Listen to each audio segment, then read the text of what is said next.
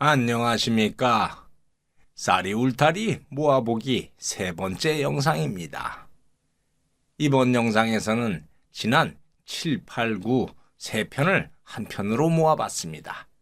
그럼 세 편 연속 잘 감상하시기 바랍니다.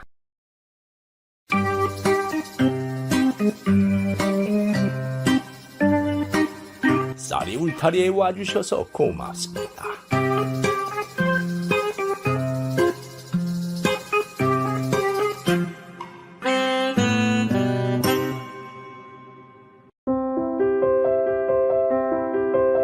이번 이야기는 자식에게 재산을 다 물려준 노인 부부에 대한 이야기입니다.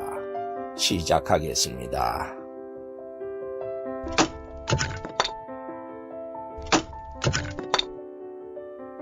옛날 어느 산골에 가난한 농부 부부가 살았습니다. 그런데 혼인한 지 세월이 흘러도 자식이 생기지 않았습니다.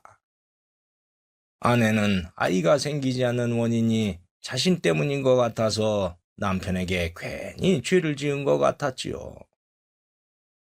여보, 제가 못나서 아이가 안 생기는 것 같아요. 미안해요. 그게 무슨 말이오? 생명은 하늘이 점지해주는 건데 당신 때문이라니. 그런 생각 말구려. 우리에게는 아이가 없는 게 운명인가 보. 그러니 그저 팔자라고 생각하고 아이 생각은 잊어버립시다. 이렇게 둘이 오순도순 사는 것도 좋지 않소. 고마워요, 여보. 그렇게 부부는 자식을 포기하고 살기로 했지요. 어느 날 농부와 아내는 뗄나무를 지고 나무를 캐서 집으로 오고 있었습니다. 헌데 어떤 거지 차림의 노부부가 고을 안악에게 구걸을 하는 것이 보였습니다. 에이, 미안합니다만 사흘을 굶었습니다. 남는 밥이라도 좀 있으면 주십시오. 영감님, 우리 먹을 것도 없어요. 가세요. 노인 부부는 그렇게 거절당하고 돌아서는 것이었습니다. 아이고, 영감. 벌써 세 번째 문전박대를 당했으니. 에휴, 이 고을에서는 아무것도 얻어먹지 못할 것 같아요. 할멈, 이젠 걸을 힘도 없소. 멀리서 그것을 본 농부 부부는 안타까운 마음이 들었지요. 여보, 저 어르신들이 며칠을 굶었대요. 얼마나 배가 고플까? 우리도 부족하지만 저 어르신들에게 보리밥이라도 좀 드릴까요? 나도 일찍 부모님을 잃고 자라서 저 두 분이 마치 부모님 같은 생각이 들었어. 그렇게 합시다. 그래서 농부 부부는 두 어르신에게 다가갔습니다. 저 어르신, 괜찮으시다면 저희 집에 있는 보리밥이라도 드릴 테니 저희 집으로 가시면 어떨지요? 어휴, 그게 정말이요? 아이고, 이렇게 고마울 수가. 그렇게 해서 두 노인은 농부의 집으로 갔습니다.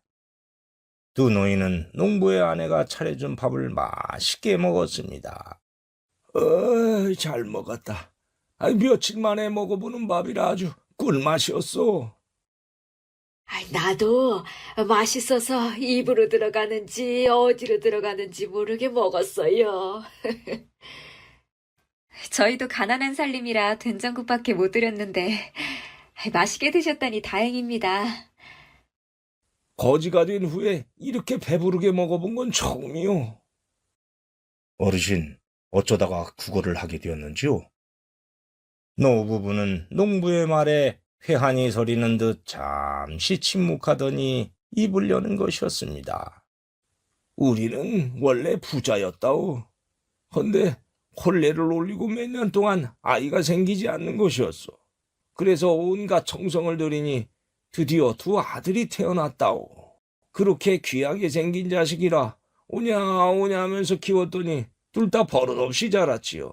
어쨌든 두 아들이 나이가 들어서 혼인을 시켜주었어요.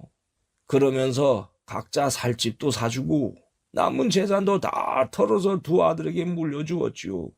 그리고 우리는 큰아들 집에서 함께 살았습니다. 헌데 큰아들이 얼마나 구박을 하고 못 뛰게 구는지 도저히 그 집에서 살 수가 없어가지고 큰아들 집을 나와가지고 작은아들 집으로 갔죠. 그런데 작은아들마저 박대를 해가지고 이렇게 거지가 되어 떠들고 있는 거라오. 그 이야기를 들은 농부 부부는 두 노인의 처지가 불쌍해서 마음이 아파왔습니다. 그래서 부부는 뒷마당으로 가서 이야기를 했습니다. 여보, 저 두 분이 떠나면 굶다가 오래 살지 못할 것 같아요. 아마도 그럴 거요. 여보, 우리에겐 자식도 없어서 적적하니 저 두 분을 부모님으로 모시고 살면 어떻겠소? 저도 그런 생각을 했어요. 잠시나마 친정부모님 생각이 많이 났어요. 함께 살아요. 그래서 농부 부부는 노인들에게 와서 부모님처럼 같이 살면 어떻겠냐고 말했습니다. 그 말을 들은 두 노인은 깜짝 놀라는 것이었습니다. 아니, 우리와 함께 살자고요? 아이고, 세상에 이렇게 고마울 수가. 고맙긴요. 저희도 아이가 없어서 적적한데 부모님이 생기니 오히려 저희가 감사드릴 일이죠. 살다 보니 이렇게 좋은 일이 있구먼. 그렇게 해서 두 노인은 그날부터 농부 부부의 양부모가 되어서 함께 살게 되었고, 가난한 살림이었지만은 모두 행복한 나날을 보냈지요. 그렇게 시간은 갔는데, 그러던 어느 날 농부 부부는 일하러 나갔고 노인이 집에 있는데 어느 짐꾼이 지나가다가 갈증이 났는지 물을 얻어먹게 되었습니다. 그 물맛 참 좋다. 고맙습니다, 영감님. 어디 먼 길을 가시나 보우? 저희 대감마님의 따님이 한양에 참판대감 아들과 혼례를 하게 돼가 미리 선물을 드리러 가고 있는 중입니다. 그러자 노인이 등짐을 가리키며 말했지요. 오, 이게 그 선물이요? 만지지 마소. 여기 아주 귀한 황금 거북이가 들어있습니다. 그래요? 난 그 황금 거북이보다 더 비싼 보물이 있다오. 예? 이렇게 초라한 집에 사시는데 그래 비싼 보물을 갖고 있다고 해. 아무렴 그래서 아주 소중한 곳에 보관하고 있지. 그리고 짐꾼이 떠난 후 두 노인은 웃으며 대화를 나누었지요. 아니, 영감, 우리에게 그리 비싼 게 어디 있다고 그러시오? 우리를 거두어준 이 부부가 우리에겐 최고로 비싼 보물 아니오. 아, 맞아요. 듣고 보니 그러네요. 그 비싼 걸 함부로 할 순 없지. 그래서 아주 소중한 이 가슴에 보관하고 있지.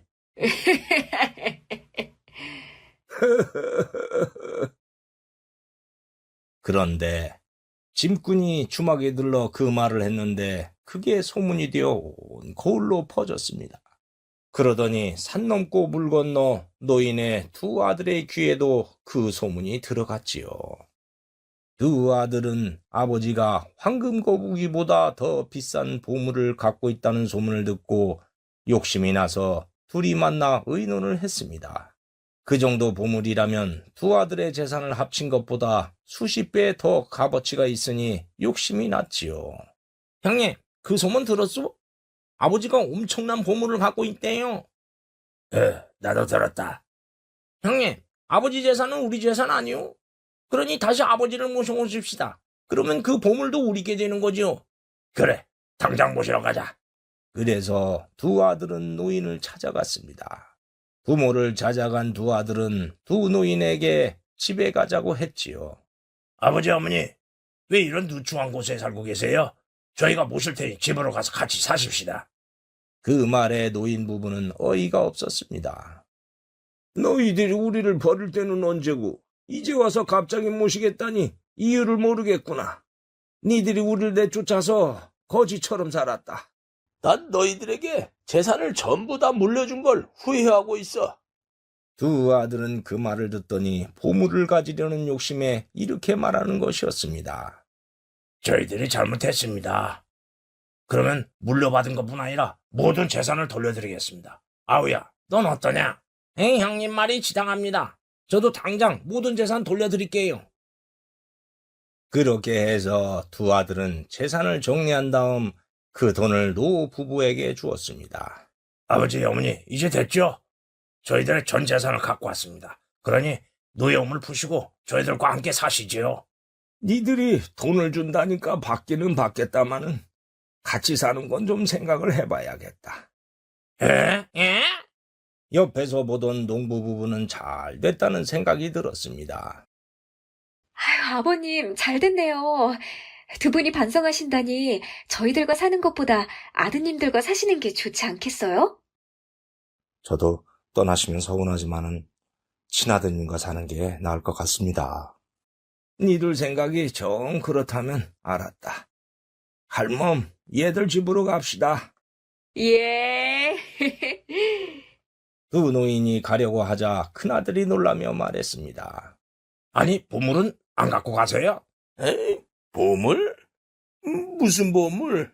아니, 소문에 들으니까 황금 거북이보다 더 비싼 보물을 아주 소중한 곳에 보관하고 계시다면서요? 아, 그 보물? 그건 거지로 다니던 우리를 부모님으로 모시고 있는 이 부부를 말하는 것이었어. 우리에겐 이보다 더 비싼 보물이 없거든. 맞아요. 그래서 우린 이 부부를 가슴속에 소중히 보관하고 있단다. 에? 그 말을 들은 형제는 기절할 듯이 놀랐습니다. 그리고 속았다면서 도로 들인 돈을 달라고 소리를 쳤습니다.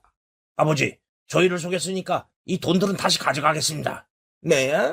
아니, 다시 갖고 가겠다고? 아니, 줄 때는 언제고 다시 가져가겠다는 게야? 가짜 보물을 갖고 있다고 했으니까 속인 거죠. 돌아주세요. 그렇게 다투는데 지나가던 이방이 그 광경을 보고 왜 그러는지 물어봤습니다. 그리고 내용을 듣더니 사또에게 가서 누구의 말이 맞는지 물어보자고 했고 노인과 두 아들은 관하로 갔지요. 두 아들과 노인은 관하로 가서 모든 일을 말했습니다. 사또는 그동안의 얘기를 듣고 대노해서 말했습니다. 두 아들은 듣거라. 내 이놈들, 부모님을 쫓아낸 것도 모자라서 보물을 가지려고 재산을 돌려주더니 보물이 없으니까 이제는 돌려달라니 네 놈들이 사람이냐? 이 천하의 불효먹심한 놈들, 너희들은 죽을 때까지 그 죄를 뉘우쳐도 모자라겠다. 여봐라, 저 두 놈의 남은 재산을 다 몰수하고 곤장 20대씩 쳐서 쫓아내라.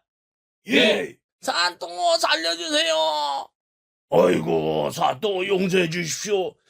그렇게 사또의 엄한 판결로 두 아들은 남은 재산마저 몰수당해서 거지가 되어버렸습니다. 그렇게 해서 두 노인은 돌려받은 재산으로 농부 부부와 함께 행복하게 살았다고 합니다. 그 세월이 흘렀고 어느 날 과거에 물을 얻어먹었던 짐꾼이 다시 들러서 물을 얻어 마셨습니다. 영감님, 이번에도 물을 주셔서 잘 먹었습니다.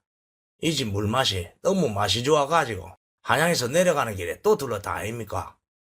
잘 먹었다니 나도 기분이 좋소. 그런데 고을 주막에 들렀다가 영감님과 두 아들에게 있었던 이야기를 들으십니다.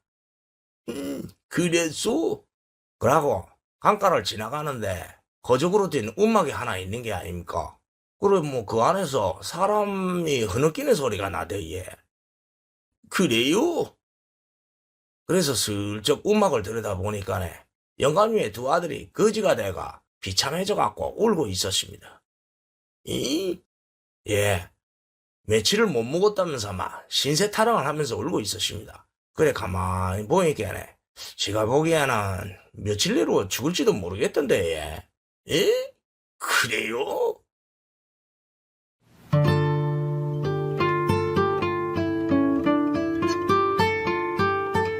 짐꾼으로부터 두 아들에 대해서 말을 들은 노인은 뒷마당으로 가서 이런저런 생각을 했습니다. 두 아들이 거지가 되었다는 소식은 들었지만은 너무 굶어서 며칠을 버티지 못할 것이라니 아무리 미워도 자식은 자식인지라 노인은 마음이 아파서 가슴이 쓰려오는 것이었습니다. 그걸 본 농부가 다가와 노인에게 말했지요. 아버님, 두 아들 때문에 마음이 안 좋으시죠? 아니다. 아버님 마음 제가 다 압니다. 솔직하게 말씀해 주세요. 모두 내가 오냐 오냐 하면서 키워서 그렇게 된 게 자식은 엄하게 키워야 사람이 된다는 말이 틀린 말이 아니더구나. 다 내가 잘못해서 일어난 일이지. 어쨌든 비록 미웠던 자식들이었지만은 저렇게 거지로 산다니까 마음이 안 좋구나. 10손가락 깨물어서 아프지 않은 손가락이 어디 있겠냐. 아무리 미워도 자식은 자식이지. 이해합니다. 그러면 아버님이 받은 재산의 일부를 아드님들에게 줘서 초가집에서라도 살게 하는 건 어떻습니까? 정말 그래도 되겠느냐? 아이, 그럼요. 어차피 그 재산은 아버님 것이지 제 것이 아니잖아요. 아니다. 이 재산은 아들인 네 건데 이해해줘서 고맙다. 그리고 며칠이 지났습니다. 노인은 두 아들에게 줄 돈을 준비해서 짐꾼에게 주며 부탁을 했습니다. 이보시오. 예, 영감님. 내 부탁 좀 들어주려. 뭔데? 아까 아들들이 굶고 있다는 말을 듣고 마음이 참 안 좋았소. 그래서 하는 말인데 두 아들놈들이 초가집하고 작은 밭대기라도 장만할 돈을 줄 테니 전해주시려우. 심부름값은 주겠소. 그래, 지가 생각해봐도 잘 생각했습니다. 아무리 미운 자식이라도 부모 마음은 다 안 갖겠습니까? 알겠습니다만 전해주지예. 어이구, 고맙소. 지도 자식이 있는데 이해 못하겠습니까? 나 심부름값은 됐습니다. 그럼 전해주러 갈게, 예. 그렇게 해서 아버지는 짐꾼에게 돈을 주었고 짐꾼은 그 돈을 들고 가서 두 아들들에게 던져주었습니다. 이거 받아서. 아니, 이건 돈 아니요? 이걸 왜 우리한테 주는 거요? 당신들 아버지가 보낸 겁니다. 당신들이 굶고 있다는 말을 듣더니 그래도 자식이라 하면서 이 돈을 전해주라고 해서 갖고 왔습니다. 그럼 난 갑니다. 짐꾼으로부터 아버지의 뜻을 알게 된 아들들은 비로소 반성의 눈물을 흘리며 통곡을 했습니다.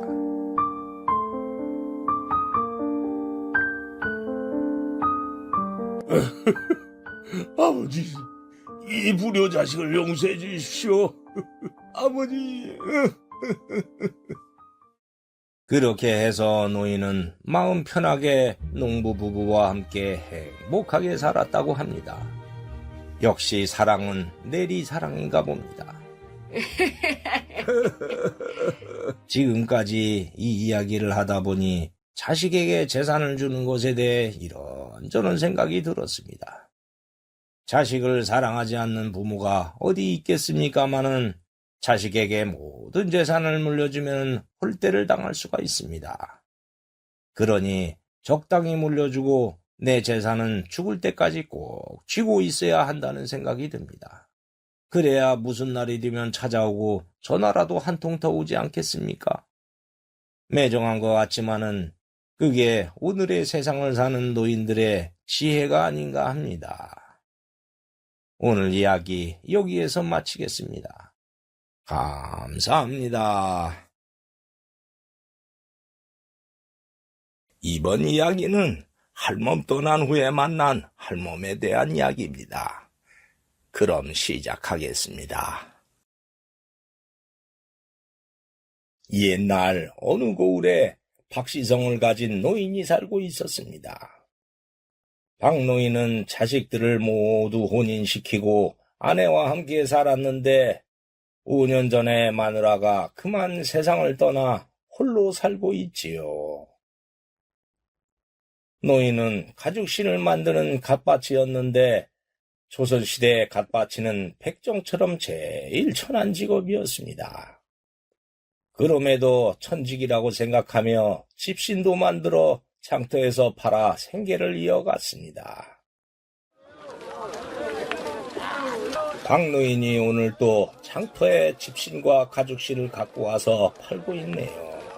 노인은 마누라가 떠난 후에 외롭게 살다 보니 마음의 문을 닫게 되었고 성격이 거칠어졌습니다.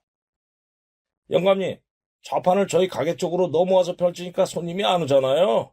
저쪽으로 가서 좀 하세요. 아니 왜? 아니 내가 자네 가게를 얼마나 막았다고 그래? 가게 좀 있다고 텃세 부리는 거야 뭐야? 아니 자리세도 안 받고 노점 상자를 주면은 고맙게 생각해야지. 왜 자꾸 가게까지 침범하는 거예요? 이 길이 자네 거야?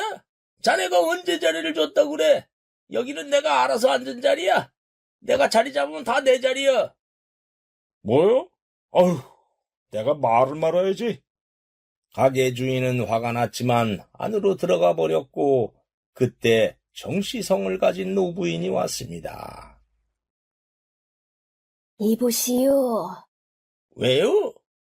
거기 그 가죽신은 얼마예요? 그러면서 정씨 부인이 품에서 복주머니를 꺼내 그 안에 있는 동전을 꺼내려고 했습니다. 세냥 주시오. 에? 한 냥이면 되지 세 냥이나 해요. 아이고, 비싸기도 하네. 아이 비싸면 안 사면 될 거 아니야. 댁내 말고도 가죽신 살 사람이 많으니 비싸면 가시오. 아니, 아유 왜 소리를 지르고 그래요? 댁내가 첫 손님으로 와서 비싸다느니 어쩌느니 하니 그러는 거 아니요? 나는 이 가죽신 만들려면 열흘이 걸려요. 목수도 일당이 20만 원인데 기술직인 내가 열흘이랑 일해놓고 목수 일당보다 못한 한 양에 팔란 말이요? 에이 아침부터 재수없게. 아니 뭐요? 재수가 없다니 나원. 그렇게 둘이 다투었고 부인이 가버렸습니다. 그런데 노인이 보니까 아까 부인이 꺼냈던 복주머니가 바닥에 떨어져 있는 것이 아니겠습니까? 노인이 복주머니를 주워서 안을 봤지요.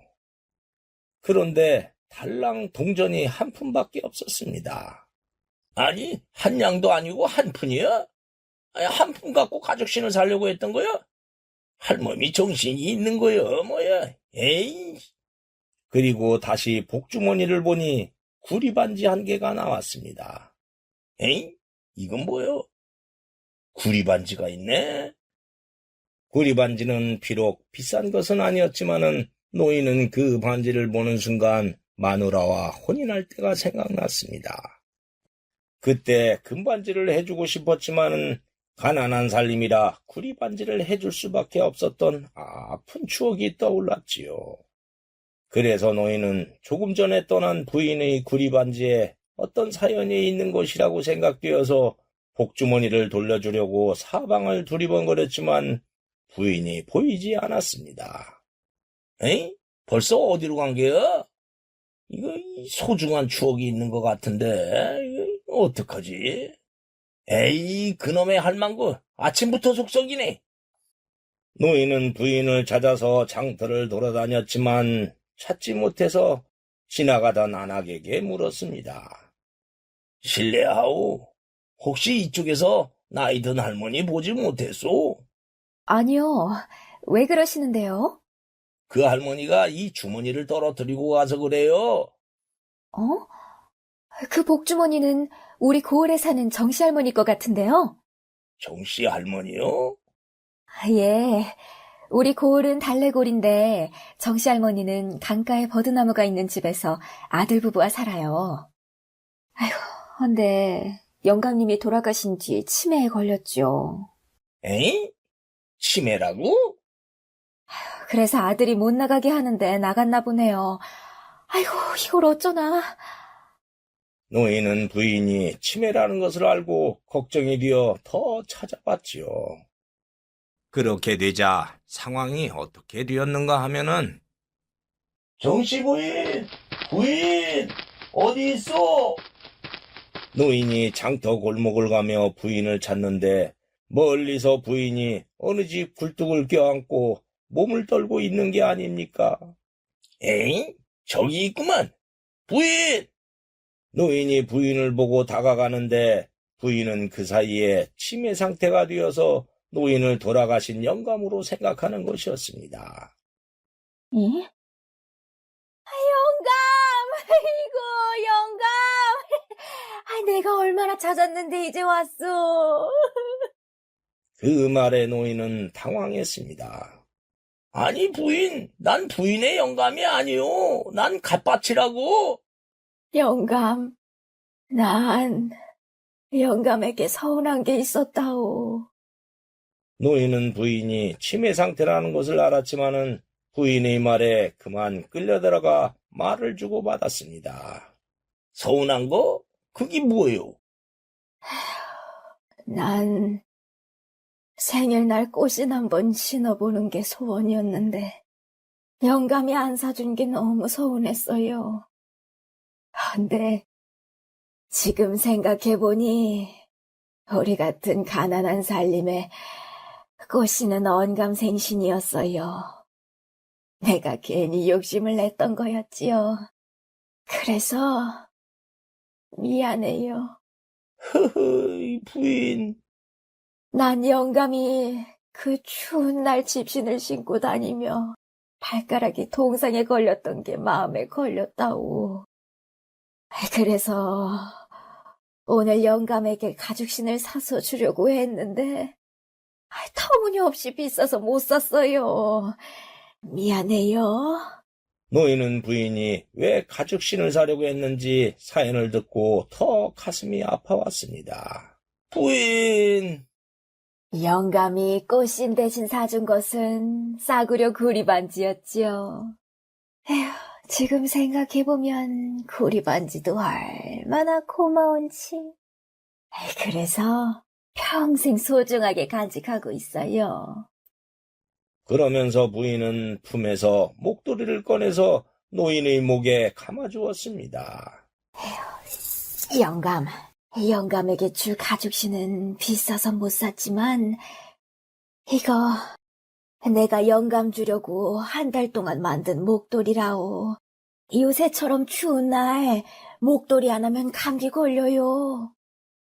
노인은 부인이 목도리를 해주자 떠난 마누라도 과거에 목도리를 감아주었던 때가 있었던지라 그 생각이 나서 그만 울컥하고 눈물이 올라왔습니다. 부인! 아니, 영감, 왜 그러시오? 아니요, 부인. 고맙소. 어서 집으로 갑시다. 그렇게 노인은 부인을 데리고 골목을 나왔습니다. 헌데 부인의 집이 어딘지 모르니 어쩔 줄 몰라 하고 있는데 아까 그 안악이 다가왔습니다. 아이고, 어르신, 할머니 찾으셨군요. 할머니 어디 계셨어요? 제가 집으로 데려다 줄 테니 저랑 같이 가요. 잘 됐구려. 집까지 잘 부탁하오. 그렇게 안악은 부인을 집으로 데려갔고 노인은 그제서야 안도의 숨을 쉬었습니다.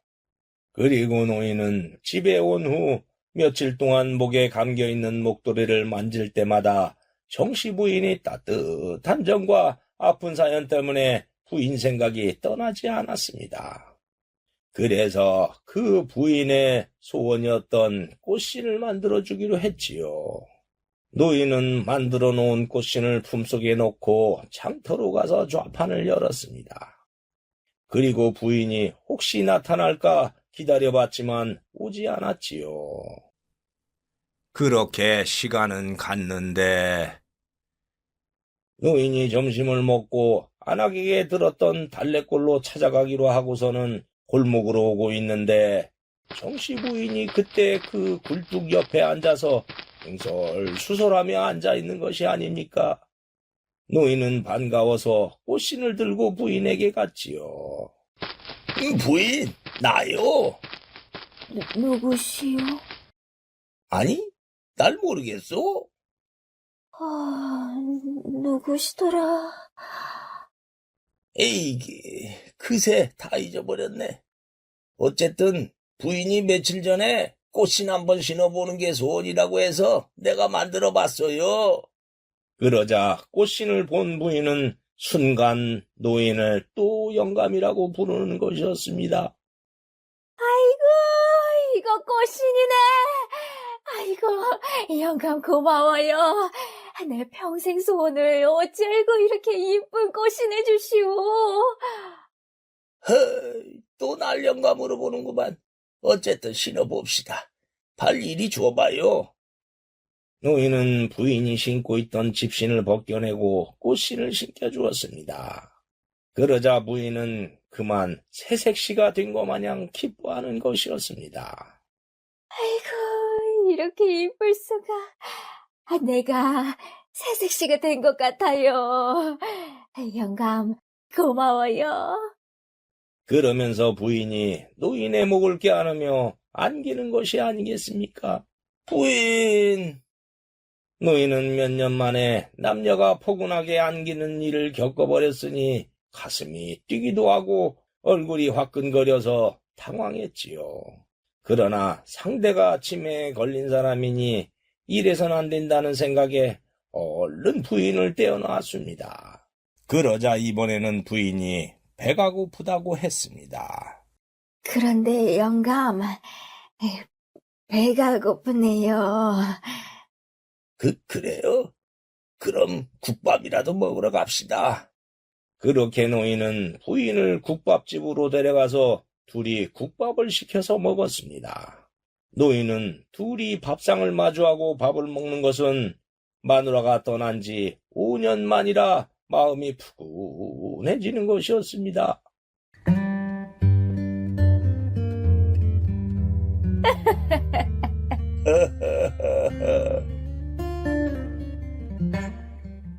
어쨌든 두 사람은 국밥을 맛있게 먹었고 노인은 부인의 손을 잡고 달래골에 버드나무가 있는 집을 찾아가서 며느리에게 데려다주고 돌아왔습니다. 그렇게 집으로 온 노인은 부인이 더 생각났습니다. 비록 치매 증세로 자기를 영감이라고 부르기는 했지만은 노인은 마누라에게 영감 소리를 들은 것이 5년 만이라 그동안의 적적함이 물 씻겨가는 듯했고 사람 사는 정을 느껴서 그랬지요. 그래서 장터에서 장사를 하면서도 자꾸 그 부인이 오던 쪽을 보는 것이었습니다. 그런데 며칠이 지나도 부인은 오지 않아서 부인의 집으로 가 담장 밖에서라도 볼까 했지요. 그러나 자식 부부에게 혹시라도 들키면은 늙은이가 웬 주책이냐라는 소리를 들을 수도 있으니 그러지도 못했습니다. 그래서 노인은 그 짧은 시간의 인연은 끝났구나 하며 잊으려고 했습니다. 헌데 부인이 저쪽에서 손에 꽃신을 들고 오는 것이 아닙니까? 저기, 이봐요. 아니, 부인! 제가 치매 증세로 그동안 실수를 많이 했지요. 미안해요. 미안하다니요. 괜찮습니다. 그러면 그동안의 일이 다 생각이 난단 말이오? 예, 그거 참 신기하네. 부인은 치매가 초기라서 오늘은 다행히 정상이었습니다. 부인은 그동안 노인과 있었던 일을 기억했고 아들에게 들었던 말도 있어서 노인을 찾아왔던 것이었습니다. 영감님이 만들어준 꽃신 때문에 제가 잠시나마 돌아가신 영감을 만날 수 있었어요. 정말 고마워요. 이제 꽃신 돌려드릴게요. 돌려주다니요. 이 꽃신은 내가 부인에게 선물로 준 거요. 예? 부인 때문에 내가 오히려 도움을 받았지요. 부인이 내 목에 감겨준 목도리 때문에 마누라가 떠난 지 5년 만에 따뜻한 사람의 정을 느꼈어요. 그러니 내가 더 고맙지요. 그래서 그 답례로 꽃신을 준 거였어요. 그러니 나는 받을 수 없어요. 갖고 가서 잘 신으세요. 부인은 남편에게 꽃신을 받는 것이 소원이었는데 그 소원을 노인이 대신 선물로 주었으니 부인 또한 푸근한 정이 몰려오는 것이었습니다. 그랬군요. 저는 저 세상으로 간 영감에게 목도리를 해준다고 했을 뿐인데, 영감님이 행복했다니. 꽃인 고마워요. 그러면 제가 얻어먹은 국밥이라도 사드릴 테니 함께 가시지요. 고맙긴 한데 내일이 마누라 기일이요. 가난한 호래비 살림에 제사를 지낼 형편은 안 되고 그래서 과일 2개 사서 내일 산소에 가려고 하니 일찍 들어가 봐야 해요.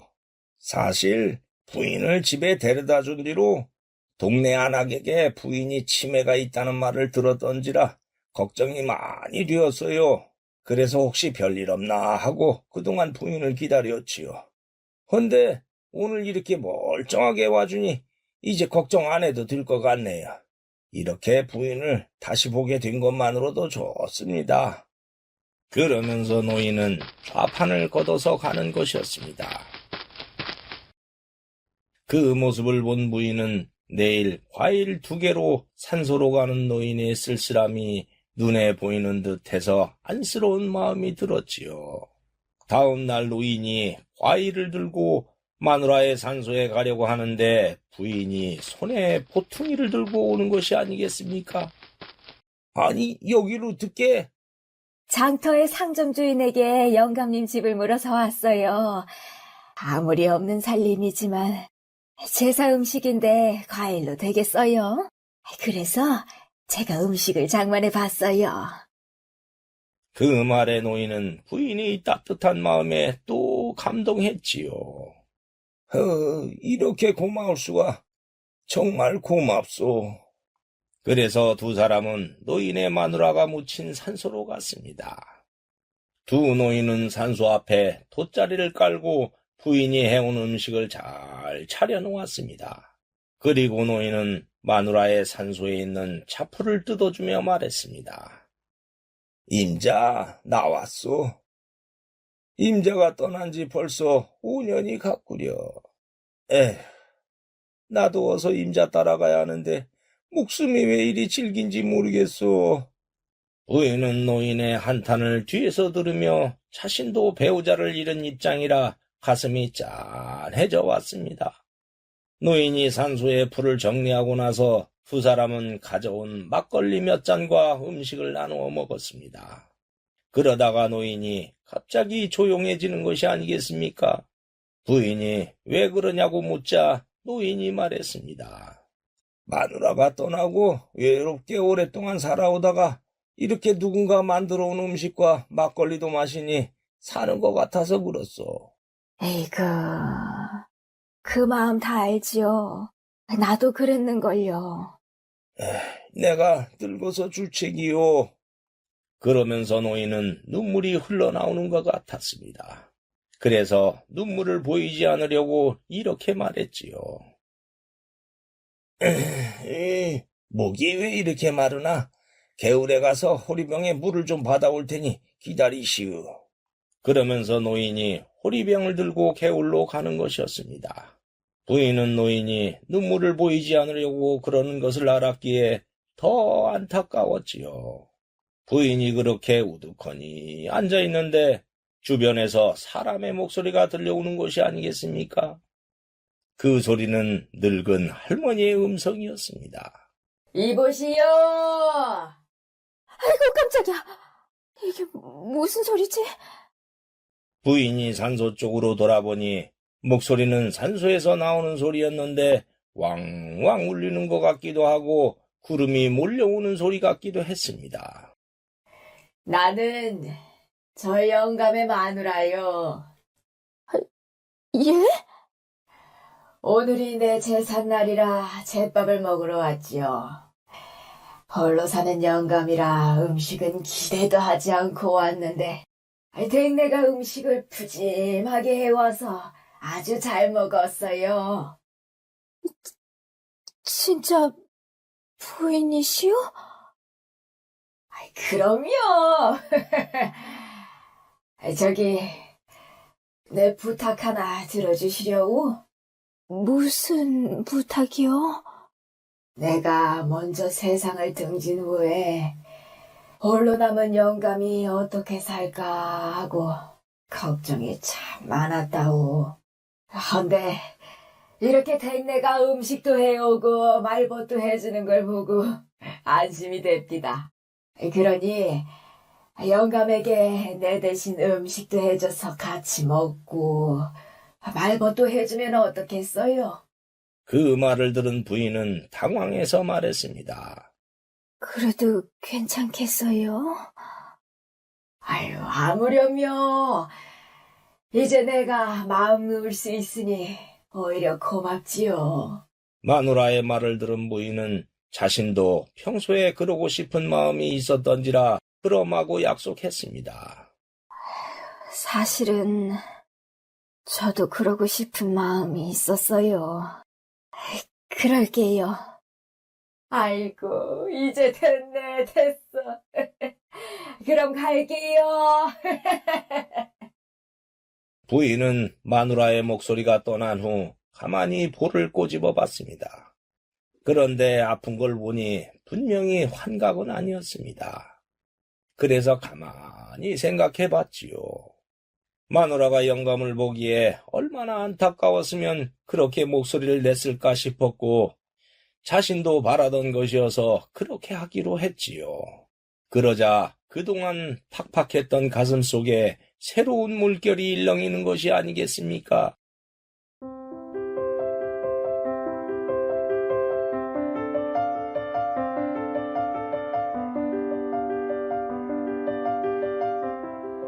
그 후 부인은 시간이 될 때마다 음식을 해서 집과 장터에 자주 왔고 둘이 음식을 먹으며 오순도순 보내곤 했습니다.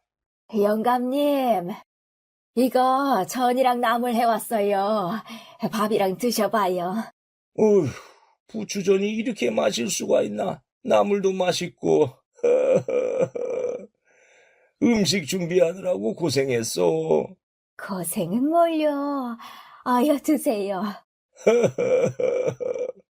둘이 그렇게 함께 있다가 파장을 할 때가 되자 부인이 먼저 집에 갔습니다. 그 모습을 가게 주인이 흐뭇하게 보면서 말했습니다. 어르신, 저 할머니와 함께 있으니까 보기 아주 좋습니다. 그런가? 나도 저 부인이 있어서 사는 맛이 나네. 그런데 요즘은 저희 가게 입구를 막지 않으시는데 무슨 이유가 있나요? 내가 그동안 자네뿐 아니라 다른 사람들하고도 퉁명스럽게 말하고 다투고 그랬지. 왜 그랬는지 가만히 생각해 봤네. 그리고 이유를 알았지. 마누라가 떠난 후에 외롭게 살다 보니 성질이 예민해져서 그렇게 변했던 거요. 근데 저 부인을 만난 이후로 사는 낙이 생기니까 모든 사람이 다정해 보이는 게요. 그러니 자네뿐 아니라 다른 사람들과 다툴 이유도 없어진 게지. 그래서 사람들에게 신통 부린 것을 많이 반성하고 다시는 그러지 않기로 다짐했네. 아하, 그랬군요. 그동안 신통맞게 굴어서 미안하네. 아닙니다. 할머니와 오래오래 행복하세요. 고맙네. 그렇게 노인은 가게 주인뿐 아니라 상인들과도 다정하게 지냈지요. 그러다 보니 온 세상이 따뜻하고 포근하게 느껴져서 모두 그 부인 덕이라는 생각이 들어 더욱더 잘해줘야겠다는 생각이 들었습니다. 그리고 부인은 노인이 집에서 신발을 만들 때면 집으로 찾아와 함께 지내곤 했습니다. 그러다가 가끔은 부인의 치매가 오는 일도 있었지요. 그럴 때면 부인은 노인을 남편으로 착각하는 것이었습니다. 그날도 부인은 멀쩡하다가 부엌에서 나오며 치매 증상이 왔습니다. 아니, 영감. 어디 갔다가 지금 왔어요. 에이? 영감이라고요? 당신이 이렇게 옆에 있을 줄은 꿈에도 몰랐어요. 이제 다시는 떠나지 말아요. 부인은 그러면서 노인의 두 손을 꼭 쥐는 것이었습니다. 노인은 부인의 치매가 다시 온 것을 알고 당황했지만은 생각해보니 비록 치매 상태이긴 했지만은 부인은 남편을 다시 만난 기쁨 속에 있으니 그것도 나쁜 것만은 아니라는 생각이 들었습니다. 거기에다가 남편으로 불러주니 자신이 진짜 남편이 된 듯한 생각이 들어 흐뭇하기까지 했습니다. 그래서 부인을 꼭 안아줬지요. 그래, 마누라. 내가 남편이요, 남편. 다시는 당신 곁을 떠나지 않을 테니 절대 걱정하지 말구려. 아이, 그거 진짜지요? 아이고, 좋아라. 그렇게 두 노인은 행복한 시간을 보내곤 했지요. 그리고 며칠이 지났습니다. 그런데 어쩐 일인지 부인이 며칠 동안 오지 않는 것이었습니다. 노인은 부인이 치매 때문에 혹시나 무슨 사고가 나지 않았을까 하는 걱정으로 일이 손에 잡히지 않는 것이었습니다. 그래서 걱정이 된 노인은 아들 집을 찾아갔지요. 아들 집에 도착한 다음 담장 밖에서 보니 마당에서 아들과 며느리가 부인을 구박하는 것이 아니겠습니까? 아이, 어머니, 너 그 영감님 만나러 가는 거야? 밖에 나갔다가 치매 가둬지면 어쩌려고 그래요? 내가 그래서 무슨 사고를 쳤냐? 난 다른 사람 만나면 안 되냐? 아이고, 나 미치겠네. 어머니, 늙어갖고 웬 주책이에요. 어머니 때문에 아주 창피해서 얼굴을 못 들고 다니겠어요. 어머님이 그 영감님에게 이것저것 갖다 줘서 우리 집 살림 다 거덜나겠어요. 대체 왜 그러세요? 여보, 안 되겠어요. 어머님을 방에 가둬야겠어요. 그럴 수밖에 없지만. 어머니, 한 번만 더 집을 나가면 방에 가둘 테니 그리하세요. 뭐? 날 가둔다고? 그럼 살림은 살림대로 거덜내고 동네 창피한테 놔두라고요? 놔두다니. 내가 물건이냐? 그러지 마라. 나도 사람이다. 아이고.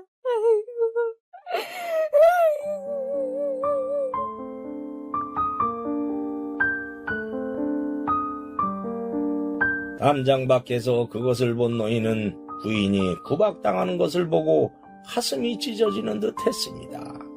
물론 치매가 있으니 밖에 나다니면 사고가 날 수 있어 아들 부부가 걱정하는 건 이해가 되지만은 저렇게 구박하는 거는 너무한다는 생각이 들었습니다. 그래서 그만 화가 불쑥 치밀어 마당으로 들어갔지요. 어이, 이보게. 누구세요? 아이고, 영감님. 여기를 어떻게 왔소? 난 자네 어머니와 친한 사람이네. 소문에 들었던 그 어르신이세요? 맞네. 내가 담장 밖에서 보다 못해서 들어왔네. 자네 어머니가 아무리 늙고 치매에 걸렸다고 해도 그렇게 구박할 수가 있는가? 어머니가 없이 자네가 어떻게 세상에 나왔는가? 이 천하의 근본도 모르는 사람 같으니라고. 영감님과 어머니 때문에 제가 동네 창피해서 살 수가 없어요. 자네는 어머니보다 창피한 게 더 중요해? 아들이 맞아? 그러세요? 어르신이 그렇게 어머니를 귀하게 생각하면 아예 데리고 와서 사세요. 그러면 될 거 아닙니까? 맞아요. 데리고 살라고? 그 말 진짜지? 좋아. 내가 데리고 가서 함께 살 테니 자네들은 앞으로 절대 딴소리 하지 말게. 그리고 간섭도 하지 마. 내가 마음 잡고 사니까 그냥 넘어갔지. 그렇지 않았다면 자네들은 오늘 끝났어. 나 원 승질 참고 살려니까 정말. 에이씨. 부인 갑시다. 나랑 같이 가서 삽시다. 예? 그래도 괜찮아요?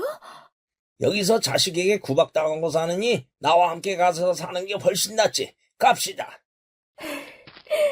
예.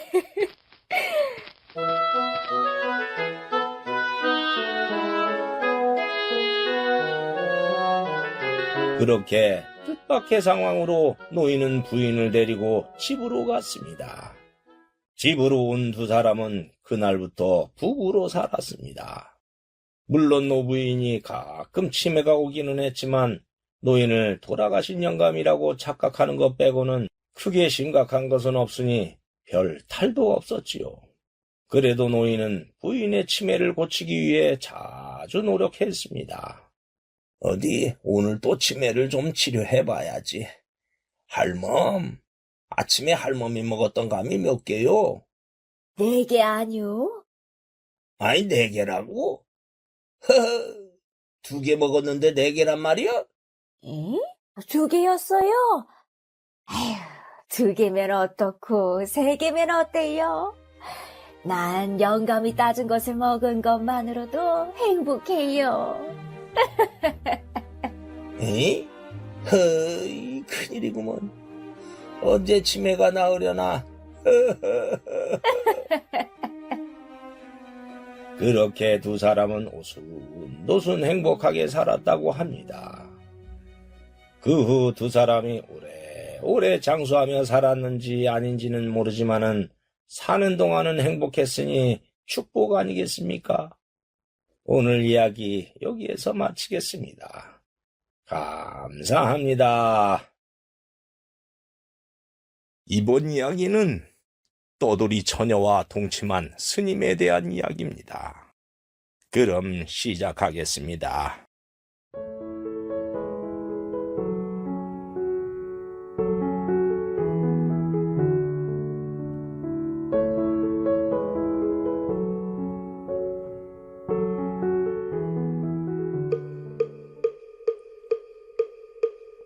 지금으로부터 멀지 않은 조선시대 말기였습니다.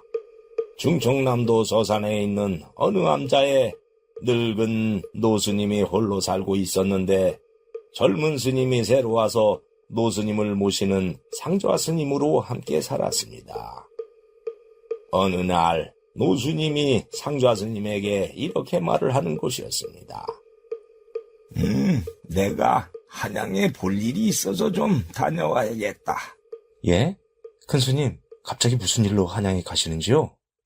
지금 일본이 강제로 1차 한일 협약을 맺어서 나라가 위태로운 지경이다. 그래서 종단에서 회의를 하는데 내가 꼭 참석해야 한다는구나. 그렇습니까? 그리고 갔다 오는 동안 어떤 스님 한 분이 여기에 들러서 한동안 머물다 갈 게다. 예. 불심이 깊은 스님이야. 그러니 그 스님이 불편하지 않게 잘 모셔야 한다. 알겠느냐? 예, 스님. 그럼 다녀오마. 예, 잘 다녀오십시오. 그리고 며칠 후 주지 스님이 말했던 그 스님이 암자로 왔습니다. 스님이 오자 상좌 스님은 합장하며 인사를 드렸습니다. 스님 안녕하십니까? 주지 스님께 말씀 들었습니다. 어서 오십시오. 내가 머물 방이 있느냐? 요사체에 스님이 머무실 방이 있습니다. 제가 안내하겠으니 따라오십시오. 알겠다. 그렇게 해서 스님은 그날부터 요사체의 방에서 기거하게 되었지요. 그런데 스님이 방으로 들어가자마자 상좌 스님에게 이렇게 말을 하는 것이 아니겠습니까? 상자는 저자거리로 가서 술과 담배를 좀 사오거라. 예? 상좌 스님은 술과 담배를 사오라는 말에 깜짝 놀랐습니다. 중이 멀리해야 하는 것이 여자와 술과 담배인데 그걸 사오라니 놀라는 것이 당연했지요. 스님, 술과 담배라고 하셨습니까? 맞다. 뭐가 잘못됐냐? 스님이 술과 담배를 하시는 건 계율에 어긋나는 거 아닙니까? 허이, 이놈 보게. 주지 스님이 날 잘 모시라고 하지 않더냐? 그러긴 했습니다. 하면 그대로 하면 될 거 아니냐? 알겠습니다. 그럼 다녀오겠습니다. 상좌 스님은 화가 났지만 주지 스님이 잘 모셔야 한다는 말을 했으니 어쩔 수 없이 고을에 저자거리로 갔지요. 오자마자 뭐? 술, 담배를 달라고? 나하면 별 땡출 다 받네. 그리고 술과 담배를 사와서 스님의 방 안에 넣어주었습니다. 그리고 잠시 후 방 안에서 스님의 목소리가 들려왔습니다. 어이, 술맛 좋다. 저런 세상에, 뭐 저런 중이 다 있어? 에이, 땡추같이라고. 상좌 스님은 그날부터 그 스님을 타락한 중이라는 뜻으로 땡추라고 불렀습니다. 그렇게 상좌 스님이 술과 담배를 넣어주는데 땡추가 이번에는 고기를 넣어달라고 하는 것이 아니겠습니까? 상자 있느냐? 예, 스님. 안주 없이 깡술을 먹으니까 술맛이 안 난다. 고기로 만든 전이나 삼겹살이 있으면 구워서 갖고 와봐라. 안주로 먹고 싶구나. 예? 고기를 드시겠다고요? 허이, 이놈이 귀가 먹었나? 그러면 네 다리 삶아 먹으래? 아닙니다. 알겠습니다. 땡추가 이번에는 고기 안주를 갖고 오라니 상좌 스님은 기가 막혔습니다. 그러나 주지 스님의 당부가 떠올라서 상좌 스님은 이번에도 어쩔 수 없이 고기 안주를 구해서 방에 넣어 주었고 땡추는 술과 함께 맛있게 먹는 것이었습니다. 그렇게 며칠이 지났습니다.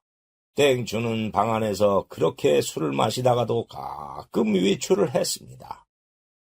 그런데 어느 날 웬일인지 그날부터는 아예 방 안에 틀어박혀서 나오지도 않고 상좌에게 더 독한 술을 가져오라고 했습니다. 이놈아, 이게 술이냐 물이냐? 에이, 싱거워서 못 먹겠다. 술 중에서도 아주 독한 40도 이상 되는 것으로 갖고 와라. 그리고 몸부신 좀 해야겠다. 살이 통통하게 찐 닭에다가 온갖 보약을 넣은 다음에 백숙을 해서 가져와라. 예? 이번엔 백숙을요? 그 말에 상좌는 기가 찼지만은 이번에도 시키는 대로 했지요. 그렇게 매일 상좌는 독한 술과 고기를 방 안에 넣어주었고 땡추는 두문불출하며 방 안에서 술과 고기를 먹고 담배를 피우는 것이었습니다. 그렇게 시간은 갔는데 그렇게 되자 팔이 없는 말이 천리를 간다는 말이 있듯이 인근 고을에는 암자에 술 담배를 하는 땡추가 와서 불심을 흐트러 놓는다는 소문이 짜하게 났지요. 그러던 어느 날 나이가 든 여신도 안악이 암자에 불공을 들이러 왔다가 우연히 땡추가 있는 요사체 앞을 지나가게 되었습니다. 그러자 안악은 땡추가 있는 방의 열려진 문틈으로 안을 들여다보게 되었습니다. 헌데 방 안에 웬 처녀의 남루한 옷이 보이고 땡추가 그 처녀의 머리를 발베게 해주면서 두 사람이 누워있는 것이 아닙니까? 안악은 그것을 보고 깜짝 놀랐습니다. 아이고머니 세상에! 저럴 수가! 거기에다가 땡추의 다리가 처녀의 다리에 척 걸쳐 있으니 안악은 기겁을 하듯이 놀랐지요. 그래서 안악은 밥을 짓는 공양간으로 달려가 상좌 스님에게 그 일을 말했습니다. 스님, 큰일 났어요. 예? 큰일이라뇨? 조금 전에 그 땡추 스님이 머무는 요사체를 지나가는데 문이 조금 열려있지 뭐예요? 그래서 살짝 안을 들여다봤죠. 그런데 땡추 스님이 어떤 처녀의 머리를 팔베게 해주고 둘이 자고 있는 거예요. 두 사람의 다리도 엉켜 있었어요. 어휴, 세상에. 예? 그게 진짜예요? 진짜예요. 저의 이 두 눈으로 봤어요. 헌데 그 처녀의 옷이 거지 같았어요. 안악의 말에 상좌 스님은 충격을 받으며 놀랐습니다. 이제는 저 땡추가 여자까지? 거기다가 거지 처녀를? 아이고, 신도들이 우리 암자를 어찌 볼꼬, 아이고. 아휴, 이 일을 어쩌지? 그 후 땡추가 거지 처녀와 동침한다는 소문이 삽시간에 온 고을에 퍼져버렸습니다. 그렇게 시간은 갔는데 상좌 스님은 땡추가 언제 처녀를 방 안으로 끌어들였는지는 모르지만은 처녀와 동침까지 하고 있자 분노가 머리 끝까지 올라왔지요. 어디 주지스님이 오기만 해봐라. 당장 내쫓으라고 할 테니까. 그리고 그렇게 날짜가 한참 지났습니다. 그날도 상자는 땡추가 갖고 오라는 독한 술과 백숙을 방에 넣어준 후에 몰래 문틈을 살짝 열고 안을 들여다봤습니다. 헌데 이게 웬일일까요? 방 안에서 땡추가 헝겊에 소주를 묻혀서 거지 처녀의 얼굴을 닦아주고 있는 게 아닙니까? 거기다가 처녀는 한센병에 걸려 얼굴이 짓물러서 흉측하게 일그러져 있었고 손가락도 떨어져 나가 있었습니다. 상좌 스님은 그 광경을 보고 깜짝 놀랐습니다. 저 처녀는 문둥이잖아? 상좌 스님이 놀라는데 땡추가 이번에는 닭다리를 뜯어서 처녀 입에 넣어주는 것이었습니다. 독한 소주로 소독을 했으니 좋아질 게다. 그리고 네 병은 잘 먹어야 낫는다. 몸에 영양분이 넉넉해야 몸도 낫는 게여. 어서 이 닭다리를 뜯어라. 스님, 고맙습니다. 그리고 땡추는 닭백숙을 먹는 처녀에게 반주를 권하고 처녀가 마신 술잔으로 자기도 한 잔 마시는 것이 아닙니까? 술잔이 하나밖에 없으니 나도 네가 마신 술잔으로 한 잔 해야겠구나. 그 술맛 좋다. 그 광경을 본 상자 스님은 깜짝 놀랐습니다. 아니, 문둥이가 마신 술잔으로 자기도 마시다니? 처녀는 술잔을 주고받는 땡추에게 물었습니다. 스님, 저는 문둥이인데 이렇게 해도 괜찮으세요? 돼지의 눈에는 돼지가 보이고 부처의 눈에는 부처가 보인단다. 내 눈에는 네가 부처님으로 보이는구나. 부처님이 마신 술잔을 내가 마시는데 그거야말로 영광스러운 일 아니냐? 스님, 감사합니다. 그리고 시간이 흘러 처녀가 적당히 취하자 꾸벅꾸벅 조는 것이었습니다. 스님, 졸려요. 그래, 내가 발베개를 해줄 테니 나를 오라버니나 아버지라고 생각하고 편안히 자거라. 그저 병은 편안히 푹 쉬어야 낫는다. 어서 자거라. 예, 스님. 고맙습니다. 그러더니 땡추는 누워서 처녀에게 발베개를 해주었고 처녀는 마치 고향집 아버지의 품에 안긴 듯한 행복한 표정으로 잠이 들었고 땡추도 코를 골며 자는 것이었습니다. 그 광경을 보던 상자 스님은 그제서야 방 한쪽에 거지 처녀의 집신이 한 켤레 있는 것이 보였습니다. 처녀의 집신이 문 밖에 있으면 소문이 날 것이고 그러면 처녀는 또 쫓겨날 것이 분명하니 처녀의 집신을 방 안에 숨겨놓았던 것입니다. 방 안의 모든 것을 본 상자는 충격을 받으며 놀랐습니다. 땡추가 그동안 달라고 했던 독한 술은 한센병에 걸린 처녀를 소독해 주려고 했던 것이고 백숙은 처녀를 몸보신 시켜주려고 했다는 것을 알았지요. 안악이 봤던 장면은 땡추가 처녀와 그렇고 그런 관계를 하던 것이 아니라 아버지처럼 편하게 자라고 팔베개를 해줬을 뿐인데 안악의 말을 듣고 이상한 상상과 오해를 했던 상자 스님은 자신의 선입견에 또 한 번 땡추에게 미안했습니다. 더구나 한센병은 가까이 하면 전염이 될 수도 있기 때문에 누구도 가까이 하지 않는 병인데 땡추는 처녀가 마신 술잔을 자기 입에 대고 마시며 함께 먹고 자고 했으니 상자 스님은 그 희생에 감동을 받으며 그동안 오해를 했던 것이 죄송스러워 고개가 숙여졌습니다. 상자 스님은 마치 살아있는 보살을 보는 듯 했지요. 스님, 저는 그것도 모르고 그만 스님을 오해했습니다. 스님, 죄송합니다. 그래서 상자 스님은 그날부터 몸에 원기를 복돋아주는 약재를 구해서 각종 몸보신할 것들과 함께 찌거나 삶아서 방에 넣어주었습니다. 물론 소독을 잘하라고 더 독한 술도 함께 넣어주었지요. 그렇게 날짜가 한참 지난 후에 땡추는 상자에게 넉넉하게 여비를 달라고 했습니다. 그래서 상자가 드렸는데 그날 처녀는 어디론가 떠났는지 보이지 않았습니다. 상자는 보나마나 땡추가 그 여비를 처녀에게 줘서 보냈을 거라는 생각이 들어 땡추의 자비심의 마음이 흐뭇해져 왔습니다. 어느 날 상자 스님은 장터로 물건을 사러 고을 앞을 지나가게 되었는데 우물가에서 안악들이 처녀에 대해서 하는 말을 듣게 되었습니다. 뭐? 한 달 전에 땡추가 그 처녀를 데리고 가는 걸 봤었다고? 그렇다니까.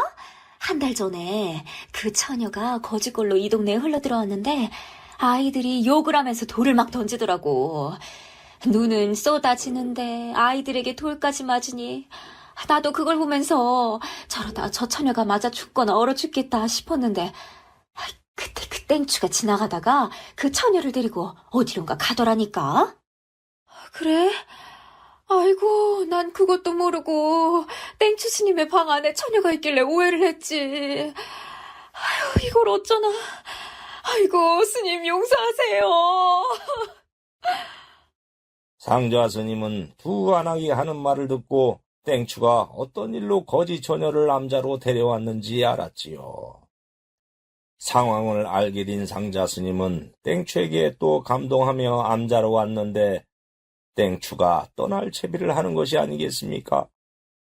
스님, 어디 가시게요? 이 암자에서 실컷 쉬었으니 이제 떠나야지. 예? 떠나신다고요? 중은 한 곳에 오래 머물면은 정이 생기고 집착이 생겨서 안 된다. 이번엔 남쪽으로 떠나볼까? 상좌 스님은 땡추가 떠난다고 하니까 그동안에 오해를 했던 것이 죄송해서 이렇게 말을 했지요. 스님은 처녀에게 자비를 베풀고 보시를 하였는데, 저는 땡추라고 욕했습니다. 저를 용서해 주십시오. 야, 이놈아. 예수님도 낮은 곳에 임하라고 했지 않느냐? 내가 거두지 않으면 누가 그 처녀를 거두겠냐? 예수님의 말씀도 그러한데 부처님을 따른다는 불자가 낮은 곳에 임하지 않으면 자비라고 할 수 있겠느냐? 소승은 술잔까지 주고받는 것을 보고 놀랐습니다. 한센병은 전염이 될 수도 있는데 괜찮으세요? 그 처녀가 마신 술잔을 한센병이라고 해서 내가 멀리하면 그것이야말로 차별화 아니냐? 그렇지 않아도 온 나라가 차별화 때문에 난리인데 나까지 차별화시켜야겠냐? 왜 뭐가 잘못됐냐? 아닙니다. 난 이만 간다. 잘 쉬었다 간다. 그렇게 땡추는 떠났고 상좌 스님은 노스님께서 땡추를 왜 불심이 깊은 스님이라고 했는지 알게 되었지요. 땡추가 떠난 며칠 후 노스님이 한양에서 오자 상좌 스님은 그동안 있었던 일을 말했습니다. 제가 오해해서 그 스님에게 정말 죄송했습니다. 그랬느냐? 그 스님 법명이 궁금합니다. 경허다. 예? 그분이 경허 스님이라고요? 상좌 스님은 경허라는 이름을 듣고 깜짝 놀랐습니다. 그 당시에 경허 스님은 조선에서 참선으로 최고의 경지에 오른 선승이라고 들었기 때문이었습니다. 그분이 경허 스님이라니 놀랬습니다. 근데 술, 담배와 고기를 하시는 것은 아무리 생각해봐도 스님의 본분을 어긴 거라는 생각이 듭니다. 경허가 술과 고기를 하는 이유가 있다. 예? 지금은 조선을 일본이 집어삼켜서 나라가 위태로운 상태 아니냐. 그리고 주지 스님은 다음 말을 이어갔습니다. 때는 일제가 1차 한일협약으로 조선을 삼키고 조선을 지탱해온 정신을 없애려고 혈안이 되었을 때였습니다. 그래서 조선의 선불교를 일본의 불교로 바꾸려고 조선 불교를 총독부 관할로 해버리고 조선의 위대한 선승들을 없애려고 했지요. 그래서 최고의 선승이라 불리던 경허를 어떻게든 트집을 잡으려고 했습니다. 그래서 경허는 일제의 감시로부터 벗어나려고 일부러 술, 담배를 하면서 타락한 땡추 흉내를 내고 다니는 거요. 나 이렇게 참선도 안 하는 땡추니까 신경 꺼라. 이 뜻이란 말이다, 이놈아. 경허는 이 암자에서 어렸을 때부터 삼위승으로 살기 시작했어. 나중에 크게 깨우친 후에 이 암자를 떠나 팔도강산에 절을 옮겨 다니며 수도하는 중이다. 상좌 스님은 그 말을 듣고 경허 스님의 행동을 또 이해하게 되었습니다. 그 후 경허 스님은 그 처녀와 함께 있어서 그랬는지 피부에 부스럼병이 생겨서 고생했는데 그러거나 말거나 개의치 않고 살다가 어느 날 조선에서 사라졌다고 합니다. 그리고 훗날 제자들이 경허 스님에 대해서 들은 소문은 다음과 같았습니다.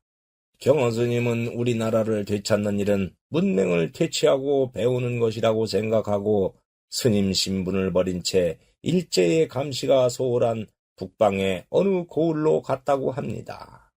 그곳에서 스님은 이름도 바꾸고 아이들을 가르치는 훈장으로 살다가 그곳에서 숨을 거두었다는 것이었습니다.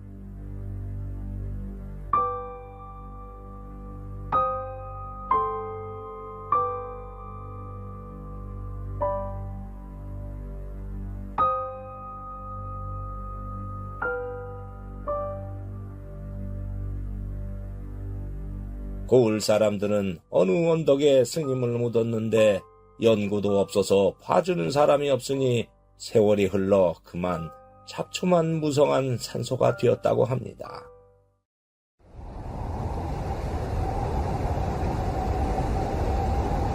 그리고 폭설이 쏟아지는 어느 겨울날 비구니 스님 한 분이 다 무너져가는 경어의 산소에 나타났습니다. 스님, 저 왔어요. 스님 덕분에 저의 병이 나아서 이렇게 불자가 되었습니다. 그래서 이렇게 인사드리러 찾아왔는데 스님이 한 줄 물게 되셨다니요. 스님.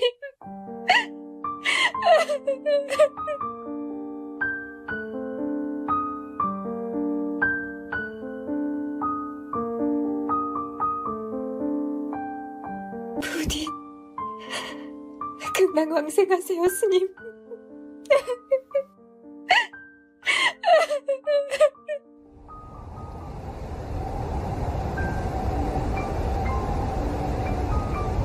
경어 스님의 헌신으로 그 거지 처녀는 한센병이 나았고 그 후 비구니가 되어서 남은 일생을 불자로 살았다고 전해지고 있습니다. 지금도 충청남도 서산시에는 그때 경어 스님이 머물렀던 천장암이 있는데 현재는 천장사로 이름이 바뀌었고 천장사에는 경어 스님의 이야기가 전해지고 있다고 합니다. 그 중에 한센병 전야에 관한 것뿐 아니라 경어 스님의 여러 가지 전설 같은 이야기가 전해져서 많은 사람들에게 감동을 준다고 합니다. 오늘 이야기 여기에서 마치겠습니다. 감사합니다. 구독과 좋아요를 누르면 다음에 영상이 새로 만들어졌을 때 먼저 보실 수 있습니다.